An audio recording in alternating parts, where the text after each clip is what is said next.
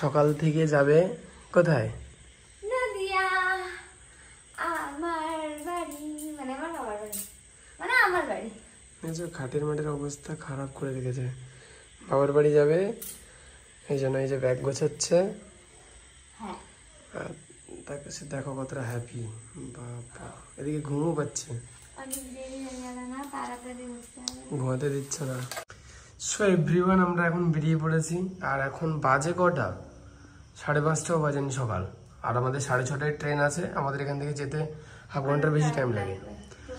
তো চলো, packing ট্যাকিং ready এই যে এখানে।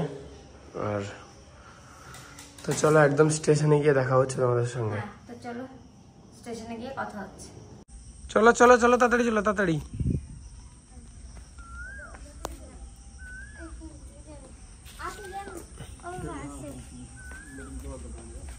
আর টোটোওয়ালা লেট করে দিয়েছে, এই আসছে, এই দেখো। এই হচ্ছে না, টোটোওয়ালা লেট করেছে। আর ট্রেন যদি না ধরতে পারি ওর দোষ, কিন্তু না ধরতে পেরে যাবো। 20 মিনিট মতো লাগবে, 20-25 মিনিট। তো নদিয়া যাচ্ছে তাহলে। হ্যাঁ, তুমি তো নিয়ে যাবে না বলছিলে। কত কষ্ট করলাম বাদামি, তাও তুমি বলছিলে। বাদামের কাজটা কমপ্লিট হতে তো নিয়ে যাচ্ছে, না হলে কি করে? আর কাল রাত্রে কান্না করলে যেভাবে, রাত্রে কান্না করলে তোমরাই বলো, তোমার বাড়ি থেকে দূরে রাখা হয়। তোমরাই বলো গাইস, যদি রাত্রে কান্না করে পা ধরে, তাহলে কি আর নিয়ে যাবো না? সেজন্য নিয়ে যাচ্ছি।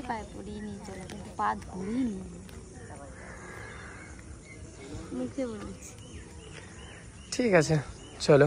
আর সকাল সকাল বাড়ি থেকে বেরিয়েছিলাম, তার জন্য বাড়ি থেকে কিচ্ছু খাইনি। আমি ট্রেনে উঠেই ঝালমুড়িটা পেয়ে গেছিলাম, তাই ঝালমুড়িটা খাচ্ছিলাম। আমার ট্রেনের ঝালমুড়ি খেতে খুব ভালো লাগে। আর ট্রেনটাও চলছিল, আর তখন ঠান্ডা ঠান্ডা লাগছিল, অতটা গরম বুঝতে পারিনি।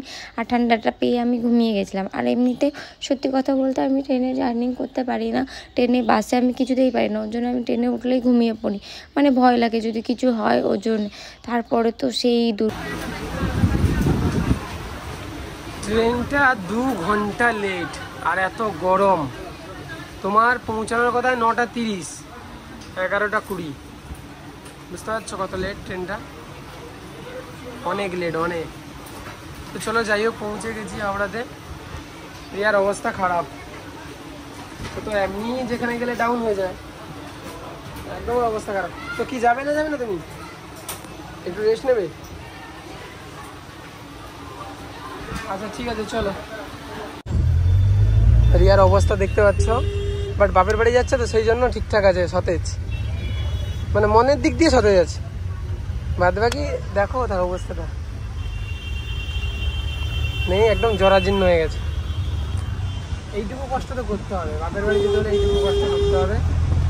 আর হচ্ছে হলো লাস্ট অব্দি যে যতবারই গেছে ওর অবস্থা খারাপ হয়ে গেছে, আমি জানি এবারেও হচ্ছে।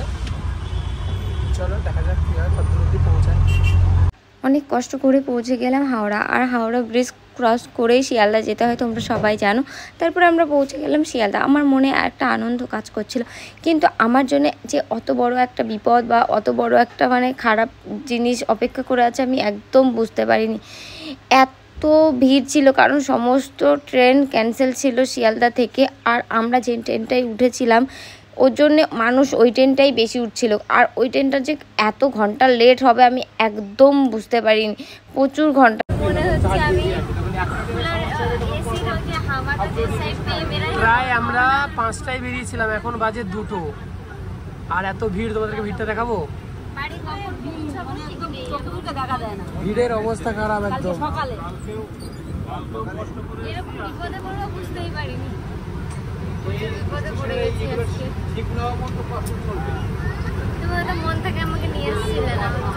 আমি মন থেকেই নিয়ে এসেছিলাম, আমি বলছি গাইস, আমি মন থেকেই নিয়ে এসেছিলাম।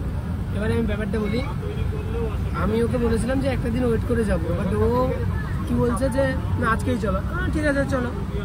এবার যে এরকম ট্রেন ক্যান্সেল থাকবে ওটা কি আমি জানতাম? আমি জানতাম না। দেখো ওই কাকু ঘেমে যাচ্ছেন, সবাই ঘেমে যাচ্ছে, অবস্থা দেখো, এত গরম ভিতরে। ট্রেনটা এত লেট ছিল যেখানে আমাকে বাড়ি পৌঁছে যেতাম আমি 3টার সময়, কিন্তু আমি ট্রেনেই বসে আছি এখন, ভাবো তাহলে। দেখতেই পাচ্ছ এখন নিউজ চলে এসছে, মানে ট্রেনের অবস্থা খুব খারাপ। ট্রেন সকাল 11টার থেকে বসে আছি আমরা, আর এখন দেখতে পাচ্ছ তো 11টা থেকে এখন 3টা বাজে। এই যে আমরা এখানেই বসছি,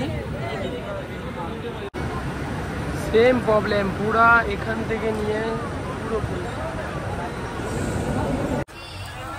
দেখো রিয়ার অবস্থা খারাপ হয়ে গেছে, আর এখন ট্রেন ছাড়লো। আর ওইদিকে ওই কাকিমার অবস্থা তো দেখো, কাকিমা ঘুমিয়ে গেছেন। সবার অবস্থা খারাপ হয়ে গেছে, তাই তো? আমরা প্রায় 4 ঘন্টা বসেছিলাম, তারপরে গিয়ে ট্রেনটা চলছে, বুঝতে পারছো? তার মুখে আর কোনো কথা নেই। এখন বাবার বাড়িরও টান নেই, অবস্থা গেছে, রিয়া গেছে।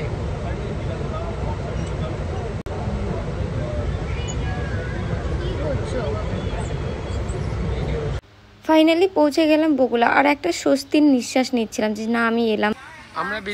আমরা বেরিয়েছিলাম সকাল সেই 5টায়, আর এখন বাজে কটা বলো তো? দেখাচ্ছি দেখো। না আমি দেখাচ্ছি, বিস্তার করে। 6:15, দেখো 6:15 বাজে, মানে বুঝতে পারছো 12 ঘন্টা। না আমরা পৌঁছে যেতাম 1টার দিকে, পৌঁছে যেতাম 12:30 1টার দিকে, বাট ট্রেন লেট কতক্ষণ? 5.5 ঘন্টা। 5.5 ঘন্টা আমরা একটা ট্রেনে বসে ছিলাম, শিয়ালদায় বসেছিলাম। আমার জীবনেরও ফার্স্ট টাইম। আমি মুম্বাই গেছি, ব্যাঙ্গালোর গেছি, এত জায়গায় গেছি, কোনো জায়গায় আমি পাইনি যে এত লেট, বাট এই ফার্স্ট টাইম এত লেট। দেখতে পাচ্ছ আমাদের অবস্থাটা, দেখতে পাচ্ছ? বিশেষ করে একে দেখো, আমি তো তাও ঠিক আছি। তো তোমার এই জার্নিংটা খুব ভালো লেগেছে? একদম ভালো না, একদম না, বললাম না আমি বেরিয়ে মানে ট্রেন থেকে নেমে মনে হচ্ছে না আমি অ্যাকচুয়ালি জামাই ষষ্ঠীতে বাপের বাড়ি আসবে, এটাই হচ্ছে ওর মূল কথা। কিন্তু যে এতটা মানে শাস্তি পেতে হবে ভাবতে পারিনি। এটা ওর কাছে শাস্তি হয়ে গেছে, এটা হওয়াই উচিত ছিল। আজকে এমন দিনে এসছে, আমরাও জানি না যে আজকে ট্রেন ক্যান্সেল এরকম। আর এরকম কি বলবো, মানে এটা একটা দুর্ভাগ্যজনক হয়ে গেছে এরকম ঘটনা। এটা হয় না সাধারণত, বাট কিছু করার নেই। ওকে দেখো কেমন লাগছে, দেখো ওকে আমি চিনতে পারছি না, রিয়াকে। তো চলো বাড়ি যাওয়া যাক, গিয়ে ফ্রেশ হই, আর চলো।